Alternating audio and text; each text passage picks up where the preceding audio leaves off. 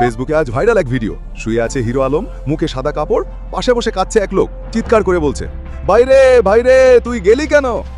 আস্তাগফিরুল্লাহ, এইটা কি দেখলাম? কমেন্টে একজন লিখছে মরি গেল, এবার আসলেই গেল। আরেকজন বলছে এটা নাটক হইলেও হিরো আলমকে মিস করুম ভাই। এখানে সে হাসপাতালে বেডে শুয়ে মরার অ্যাক্টিং করতেছে। ভিডিওতে দেখা যায় মুখে সাদা কাপড়, নাকে তুলা, কিন্তু একটা জিনিস ধরা খাইল, তার মুখে হালকা এক্সপ্রেশন, চোখ টিপ টিপ করে, ঠোঁট নড়ে। মরা মানুষ আবার নড়ে কেমনে ভাই? এটা কি রিহার্সাল ছিল, না এক্সপ্রেশন দিতে গিয়ে ভুল করে ফেলছে? এইটাই হিরো আলমের আসল চাল, ক্যামেরার সামনেই ভাইরাল কন্টেন্ট। নাম হইলেও এমন বিশ্বাসযোগ্য অ্যাক্টিং কম মানুষ পারে। শেষমেশ বুঝে গেলাম এটা নাটক, ভাইরালের নাটক। তাহলে এই ভিডিওটা কই থেকে আইলো? এই যে ভাইরাল হবার অসুখ, এইটাই আসল রোগ। আর হিরো আলম এই অসুখের একমাত্র ডাক্তার। এটা নাটক, পুরা নাটক। না হলে এমন কান্নার অভিনয় কোনো সিনেমায়ও দেখা যায় না।